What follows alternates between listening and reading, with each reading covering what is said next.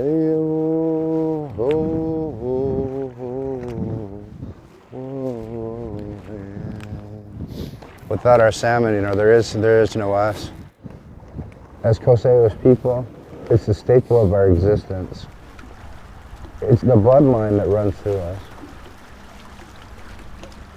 When I was a child, I would cry at night because my parents would leave and I wouldn't know why.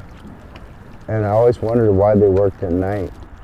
It wasn't until I really became to understand, after the Boldt decision in 1974, what they were doing. The state of Washington felt that the tribes didn't have a treaty right to fish. They were maintaining their integrity to exercise to the world that nobody should be stopping the tribes of their inherent right. Our elders were diligent to make sure that we had an opportunity to exercise our treaty rights and our sovereignty. This is the most pristine waters of our UNA, usual and accustomed area, because of the lack of pollution. It's a sanctuary for me, to remember them, remember what their sacrifices were, what they go through, what they went through, so we could have a better day.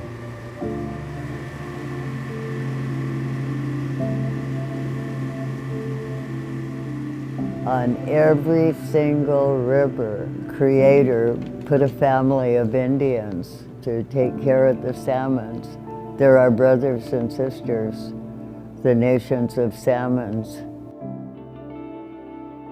For 100 years, the Indians were not allowed to fish, not allowed to fish at all.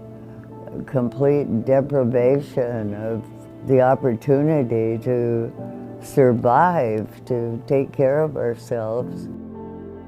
The Fisheries and Game Department arrested Indians, beat the bottoms out of all of the canoes. We were being denied a right that was guaranteed by federal treaty. All of our communities were suffering, and the salmons were suffering, because remember, if you don't have a right to harvest, you have no voice in protecting. What I wanted to do was set up a camp for witnesses, so that if we were harassed when we were fishing, we would have witnesses. And they just came down on us.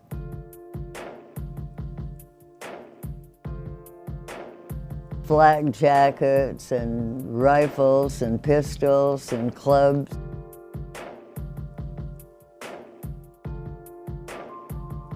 The bridge was burning on the other end of the camp. It was terrifying. In the end, we were all arrested. That resulted in a court case being filed, U.S. versus Washington. 1974, when the Boldt decision came down, Judge Boldt ruled in the favor of the Indians. He had serious backlash. Right after the Boldt decision, things were very difficult because, the state didn't want to accept, the decision. We literally were shot at right after the Boldt decision, what I was told by my elders. It was a very hostile moment because they felt they lost 50% of something and not acknowledging or recognizing the tribes for who they are.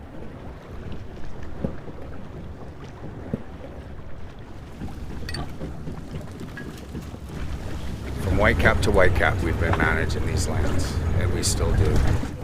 Our cultural fishing and hunting and gathering sites are still the same that our ancestors traveled through and walked on. It's important for me to have my son and my family out here with me, as well as the rest of my relatives out here. Well, it matters because it's our way of life. It not only provides income and food for my family, but it's just important for our culture to keep our treaty rights alive. It's not just a thing of the past, it's a thing it's for the future. This is where we teach and train our next generations to be able to keep clean water, make sure salmon are running up and down the rivers, to make sure that EPA and other municipalities are managing in a way for perpetuity. The Boldt decision, it stated that half of the fish were there for the tribes and half of the fish were there for the state. It set up a framework of management where the tribes had to start managing their fisheries and managing the resource identical to how the state manages. The state and tribes now have to work together and present a united front to affect any type of salmon recovery. We got 50% of the resources back, in an industry that today is really depleting. We are on the Duwamish River, which is heading into Elliott Bay into downtown Seattle. It's a heavily urbanized, heavily industrialized estuary. There should be mud flats around here, which is what creates that productivity that allows juvenile salmonids to thrive. And now it's really closer to a desert in terms of productivity. To see the number of fish that we see is surprising in many instances. And that's mostly because it's supported by hatcheries. Both the state and the tribe puts in a lot of work in the hatcheries, which keeps salmon in this area. Over 50 years ago, it was the state that was keeping us from fishing, but now environmental change is decimating our salmon runs. We've lost so much habitat over the last 50 years. In my lifetime, I've seen many of these fish runs decline or nearly disappear. And, we have to strive to reverse that.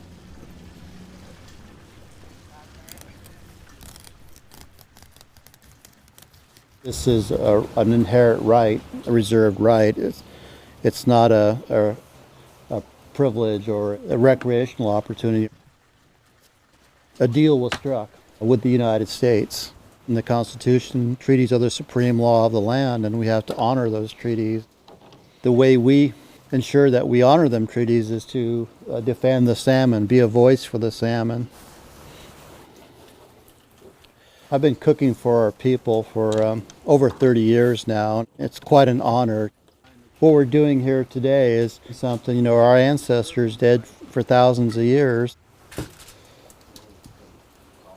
Our people are salmon people. Having salmon is part of a cultural well-being for our people. The work that we do, the lives that we live, in all of our ceremonies, so much of our aspects of our life, even today, revolves around salmon. People ask, why do we continue to fish? Well, our ancestors made the ultimate sacrifice. They sacrificed virtually everything we had except for our culture. This is a way of honoring our ancestors. There's more to it than just reserving the right to fish. It's about preservation of our identity as a people. Most of our fish come back as, being raised. And they go out into the world and they fight these things, these elements. And for 40 years, they go out and they surpass it and they overcome the odds. And they come back to exactly where they come from. It's very mystical and amazing. A lot of the times in our oral teachings, we talk about our salmon story of leaving and going out in the world and coming back where you started. We had to find a way to survive. Our tribes, no matter what, will always restore. They will always revitalize. The salmon take care of us, and in turn, we take care of them. It's part of the circle. We're going to continue to practice what our ancestors taught us. We have a long ways to go, but the fact that we have a seat at the table, it basically will ensure that these fish will survive. And in a sense, we will too.